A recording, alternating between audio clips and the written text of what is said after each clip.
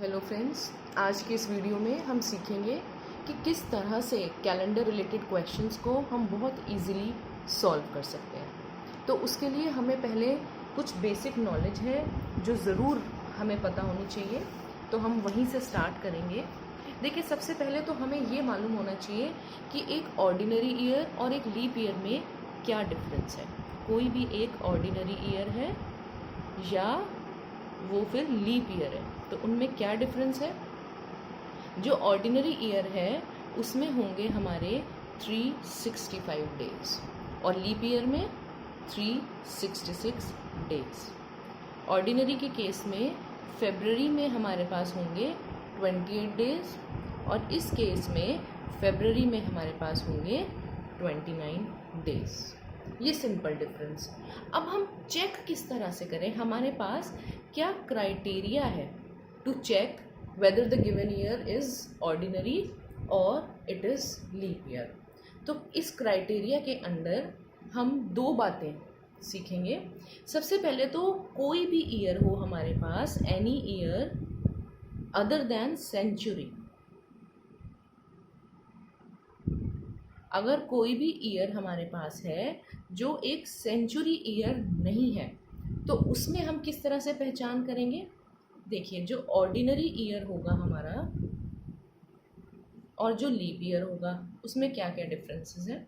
जो ordinary year होगा वो हमारा 4 से डिविजिबल नहीं होगा, तो this is not divisible by 4।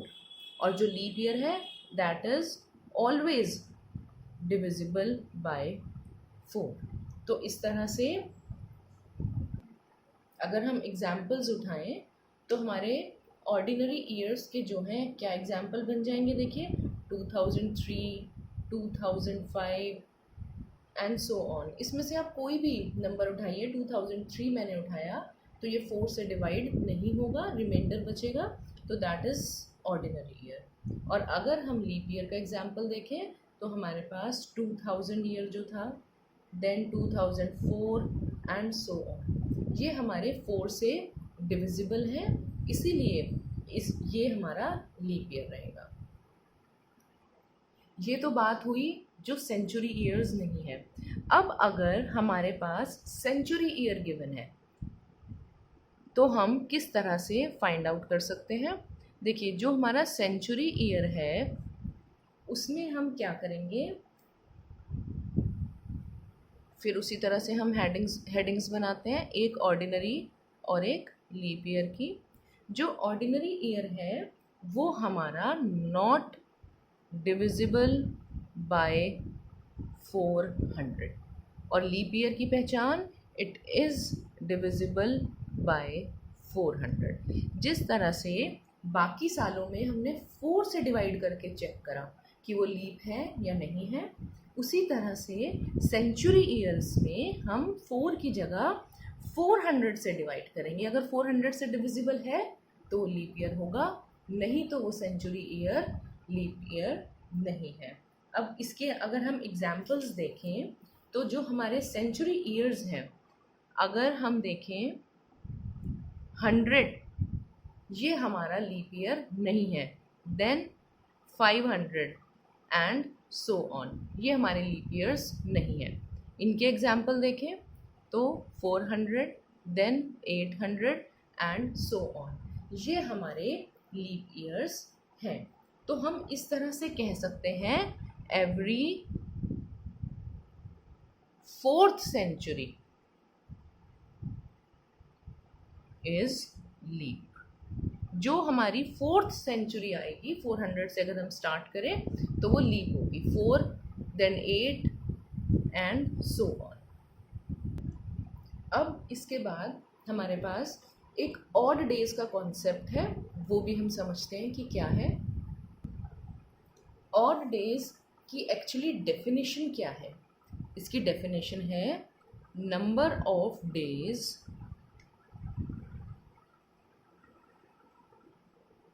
more than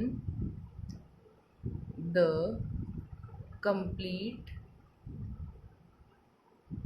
number of weeks. एक वीक के अलावा जितने भी दिन हमारे पास एक्स्ट्रा बच रहे हैं वो हमारे ऑड डेज हैं। अब देखिए, मान लीजिए हमारे पास कोई ऑर्डिनरी ईयर है। फॉर एग्जाम्पल, हमने ऑर्डिनरी ईयर उठाया जिसमें 365 डेज हैं, कोई भी ईयर हमने उठाया। इसको देखिए, अगर मैं 7 से डिवाइड करूं तो हमारे पास क्या आएगा, 7 5 ज़ा 35, देन 7 2 ज़ा 40, रिमाइंडर हमारे पास आया 1।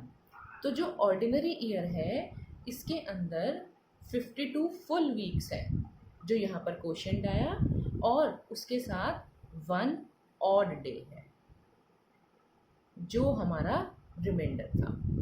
अब यही अगर हम लीप ईयर में देखें, लीप ईयर में हमारे पास 366 डेज है।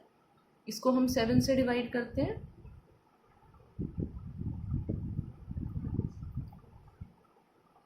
इस केस में हमारे पास रिमाइंडर क्या बचा, 2। तो इस केस में हमारे पास 52, जो क्वोशंट था 52 फुल वीक्स है और रिमाइंडर है 2, तो 2 ऑड डेज हैं, यानी कि 52 वीक्स हमारे पास पूरी आएंगी और उसके अलावा हमारे पास 2 दिन एक्स्ट्रा बचेंगे जो वीक के अंदर कैलकुलेट नहीं होंगे। अब देखिए, अगर हम एक सेंचुरी की बात करें, एक सेंचुरी मतलब 100 ईयर्स। अब अगर हम ये क्वेश्चन देखें कि एक सेंचुरी में कितने ऑर्डिनरी ईयर्स आएंगे और कितने लीप ईयर्स, यानी 100 साल के टाइम स्पैन में कितने हमारे पास ऑर्डिनरी ईयर्स हैं और कितने हमारे पास लीप ईयर्स हैं। अगर हमें ये निकालना हो तो हमारे पास डायरेक्ट है कि ऑर्डिनरी ईयर्स 76 होंगे और लीप ईयर्स 24। अब ये डाटा कहाँ से आया हमारे पास, देखिए, अगर हम 100 को 4 से डिवाइड करें तो हमारे पास 25 आएगा। तो हम ये सोच सकते हैं कि हमारे पास 100 साल के समय में 25 लीप ईयर्स होने चाहिए, लेकिन ऐसा नहीं है। क्यों? क्योंकि देखिए, अगर हम 1 2 3 इस तरह से 100 साल का समय निकालें तो उसमें जो 100th ईयर है वो हमारा लीप ईयर नहीं है, not a leap year, this is not a leap century. अभी हमने पिछले सेक्शन में इसको समझा है कि 100 जो है लीप ईयर नहीं है। तो 1 से लेके 100 तक अगर हम 4 के पार्ट्स बनाएं तो 25 पार्ट्स बनते हैं, लेकिन जो लास्ट 25th पार्ट है यानी कि 100 वो हमारा लीप नहीं है, इसलिए हम 25 में से 1 को सब्ट्रैक्ट करेंगे तो हमारे पास 24 लीप ईयर्स बचते हैं। तो इस तरह से एक सेंचुरी में हमारे पास 76 ऑर्डिनरी ईयर्स हैं और 24 लीप ईयर्स हैं। अब हमारी एक सेंचुरी में ऑड डेज कितने होंगे, अगर एक सेंचुरी में हमने कैलकुलेट करना हो तो हम कैसे करेंगे। देखिए, एक सेंचुरी में हमने अभी देखा 76 ऑर्डिनरी ईयर्स हैं हमारे पास और 24 लीप ईयर्स हैं। अब हमारे पास ये डाटा अभी आया था कि 1 ऑर्डिनरी ईयर में 52 फुल वीक्स हैं और 1 ऑड डे है। तो इस हिसाब से अगर हम 76 ऑर्डिनरी ईयर्स को सॉल्व करें तो इसमें हमारे पास 76 इंटू 52 वीक्स हुए प्लस 76 इंटू 1 ऑड डेज हुए। सिंपल, क्योंकि हमारे पास 1 ऑर्डिनरी ईयर में 52 वीक्स है और 1 ऑड डे है, तो हमें 76 का कैलकुलेट करना है। तो 76 इंटू 52 वीक्स और ऑड डेज 76 इंटू 1। इसी तरह से हम लीप ईयर का देखें तो 1 लीप ईयर में हमारे पास 52 वीक्स थे, तो 24 लीप ईयर्स में भी 24 इंटू 52 वीक्स हो गई। और ऑड डेज कितने थे हमारे पास? 2। 1 लीप ईयर में 2 ऑड डेज थे। तो इस तरह से ऑड डेज कितने हो गए? 24 इंटू 2। इसको हम सॉल्व करें, 76 इंटू 52 हमारा आ जाएगा 5200 वीक्स। 5200 वीक्स आई हमारे पास, और ऑड डेज कितने आ गए हमारे पास? 76। आई एम सो सॉरी, ये एक स्टेप हमसे एक्स्ट्रा हो गया। इस स्टेप को मैं दोबारा सॉल्व कर देती हूँ। 76 इंटू 52 जो है वो हमारा आएगा 3952 वीक्स, और ऑड डेज कितने आए? 76 ऑड डेज। अब इधर देखते हैं, 24 इंटू 52 हमारे पास आएगा 1248 वीक्स, और ऑड डेज कितने हो गए हमारे पास? ऑड डेज हमारे पास हो गए 48 ऑड डेज।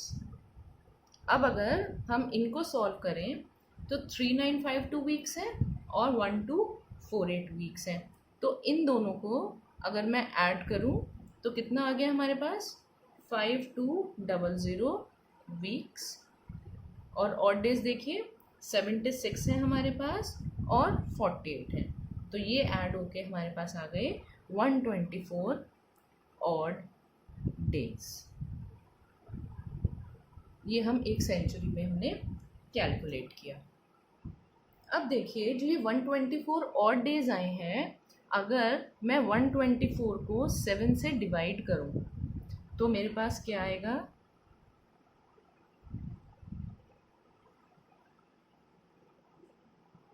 17 क्वोशिएंट आया और 5 रिमाइंडर आया। तो जो हमारा ये लाइन था, हम इसको दोबारा अगर लिखना चाहें तो जो 124 ऑड डेज हैं, इसमें से हमारे पास 17 फुल वीक्स निकल गई,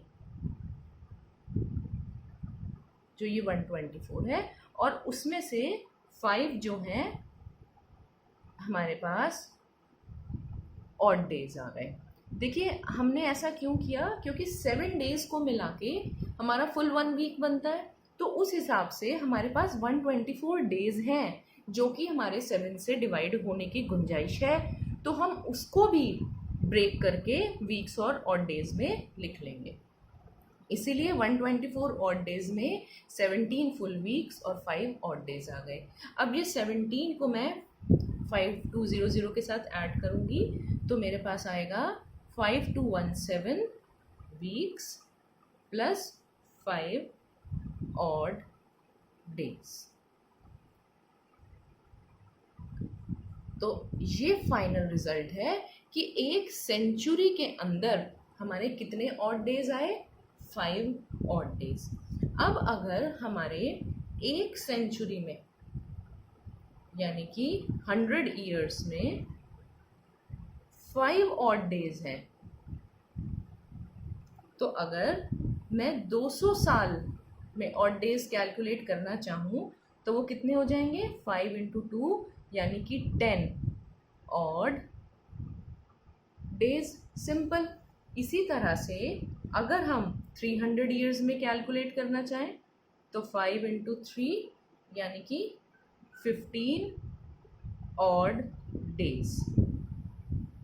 अब देखिए, ये जो 10 और ये 15 है, इनको भी हम 7 से डिवाइड करके चेंज कर सकते हैं। तो इस हिसाब से अगर हम इन्हें ब्रेक करना चाहें तो कैसे कर सकते हैं, ये मैं आपको आगे बताऊंगी। पहले हम 400 ईयर्स का भी एक बार लिख लेते हैं। 5 इंटू 4 20 ऑड डेज होने चाहिए, लेकिन ये 10, 15 और 20 किस तरह से चेंज हो जाएंगे ये हम आगे देखते हैं। देखिए, हमने अभी देखा कि 1 सेंचुरी यानी 100 ईयर्स में हमारे पास आए 5 ऑड डेज। तो 200 साल के समय में हमारे पास 10 ऑड डेज आए। अब इस 10 को हम क्या करेंगे? हम 7 से डिवाइड कर देते हैं। तो हमारे पास 1 फुल वीक निकल आई और कितने ऑड डेज आए 3। तो 200 ईयर्स के टाइम में हमारे पास एक्चुअली 3 ऑड डेज हैं। और इसी तरह से अब 300 ईयर्स का देखें, वो हमारे आए थे 5 3 ज़ा 15 ऑड डेज। अब इस 15 को भी हम 7 से अगर डिवाइड करें तो हमारे पास क्या आया, 2 तो फुल वीक्स निकल कर आ गई और एक रिमाइंडर बचा, तो इसमें 1 ऑड डे है हमारे पास। 200 ईयर्स में 3 ऑड डेज आए हमारे पास और 300 ईयर्स में 1 ऑड डे आया हमारे पास। अब 400 ईयर्स का देखिए कैसे करेंगे। 5 4 ज़ा 20 ऑड डेज है हमारे पास एक्चुअली। अब इस 20 को हम 7 से डिवाइड करते हैं।